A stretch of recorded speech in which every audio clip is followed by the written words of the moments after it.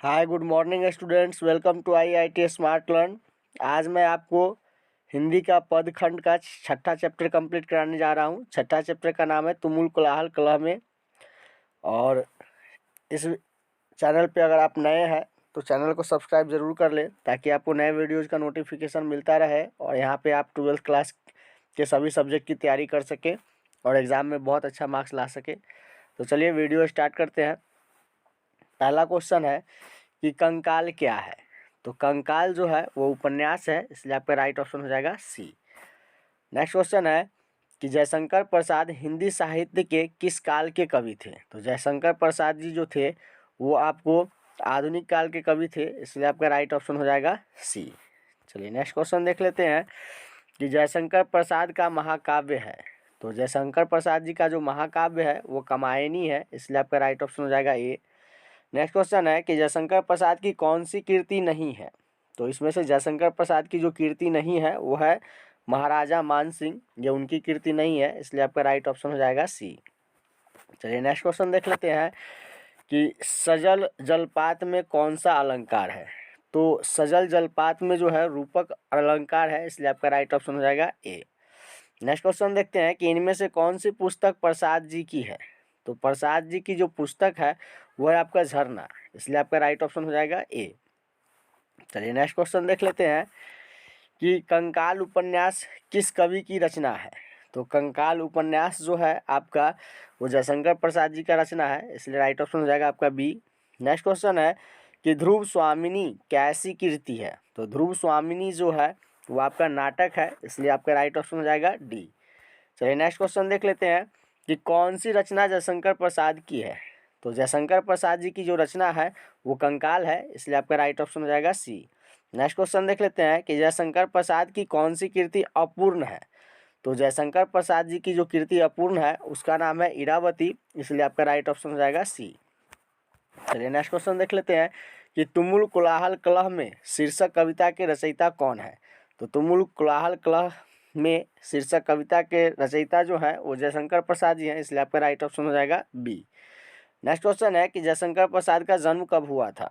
तो जयशंकर प्रसाद जी का जन्म जो है वो 1989 में हुआ था, इसलिए आपका राइट ऑप्शन हो जाएगा सी।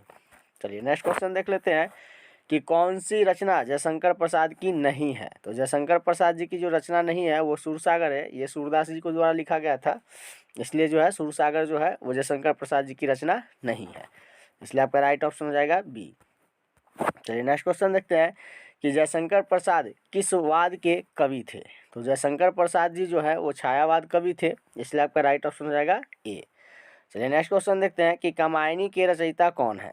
तो कामायनी के रचयिता जो है वो आपके जयशंकर प्रसाद जी हैं, इसलिए आपका राइट ऑप्शन हो जाएगा ए। चलिए नेक्स्ट क्वेश्चन देख लेते हैं कि चीर विषाद विलीन मन की किस कविता की पंक्ति है। तो चीर विषाद विलीन मन की ये जो है आपका तुमुल कोलाहल कलह में की कविता की पंक्ति है, इसलिए आपका राइट ऑप्शन हो जाएगा सी। चलिए नेक्स्ट क्वेश्चन देखते हैं कि मनुष्य का शरीर क्यों थक जाता है। तो मनुष्य का शरीर जो है वो मन की चंचलता से थक जाता है, इसलिए आपका राइट ऑप्शन हो जाएगा ए। चलिए नेक्स्ट क्वेश्चन देखते हैं कि प्रसाद जी का जन्म कहाँ हुआ था। तो जयशंकर प्रसाद जी का जन्म जो हुआ था वो वाराणसी में हुआ था, इसलिए आपका राइट ऑप्शन हो जाएगा सी। नेक्स्ट क्वेश्चन है मैं उषा की ज्योति में कौन सा अलंकार है। तो इसमें जो आपका अलंकार है वो अनुप्रास है, इसलिए आपका राइट ऑप्शन हो जाएगा बी। चलिए नेक्स्ट क्वेश्चन देखते हैं कि शेर सिंह का शस्त्र समर्पण नामक आख्यानक काव्य किसके द्वारा लिखा गया था। तो ये काव्य जो लिखा गया था जयशंकर प्रसाद जी के द्वारा लिखा गया था, इसलिए आपका राइट ऑप्शन हो जाएगा बी। चलिए नेक्स्ट क्वेश्चन देखते हैं कि तुमुल कोलाहल कलह में प्रसाद जी की किस रचना से ली गई है। तो ये कविता जो ली गई है वो प्रसाद जी के कामायनी से ली गई है, इसलिए आपका राइट ऑप्शन हो जाएगा सी। नेक्स्ट क्वेश्चन देख लेते हैं कि जयशंकर प्रसाद की सफलतम नाट्य कीर्ति है। तो उनकी जो नाट्य कीर्ति है वह है ध्रुव स्वामिनी, इसलिए आपका राइट ऑप्शन हो जाएगा सी। नेक्स्ट क्वेश्चन देखते हैं कि आंसू किसकी रचना है। तो आंसू जो है वो आपकी जो रचना है वो जयशंकर प्रसाद जी की है, इसलिए आपका राइट ऑप्शन हो जाएगा बी। चलिए नेक्स्ट क्वेश्चन देखते हैं कि चातकी किसके लिए तरसती है। तो चातकी जो है वो नक्षत्र की जो बूंदे है उसके लिए तरसती है, तो स्वाति नक्षत्र की बूंदों चाकती जो है नक्षत्र की बूंदों के लिए तरसती है, इसलिए आपका राइट ऑप्शन हो जाएगा सी। चलिए नेक्स्ट क्वेश्चन देखते हैं कि देवी प्रसाद साहू जयशंकर प्रसाद के कौन थे। तो देवी प्रसाद साहू जो थे वो जयशंकर प्रसाद जी के पिता थे, इसलिए राइट ऑप्शन हो जाएगा आपका सी। नेक्स्ट क्वेश्चन है कि जयशंकर प्रसाद ने कौन सी कविता लिखी। तो जयशंकर प्रसाद जी ने जो है वो तुमुल कोलाहल कलह में लिखी थी, इसलिए आपका राइट ऑप्शन हो जाएगा बी। चलिए नेक्स्ट क्वेश्चन देखते हैं कि कमायनी प्रसाद जी की किस प्रकार की कृति है। तो कमायनी जो है वो प्रसाद जी की प्रबंध काव्य है, इसलिए राइट ऑप्शन हो जाएगा आपका बी। नेक्स्ट क्वेश्चन है कि प्रसाद रचित महाकाव्य का नाम क्या है। तो प्रसाद रचित महाकाव्य का नाम जो है वो है कमायनी, इसलिए आपका राइट ऑप्शन हो जाएगा बी। नेक्स्ट क्वेश्चन है कि जयशंकर प्रसाद के पितामह कौन थे।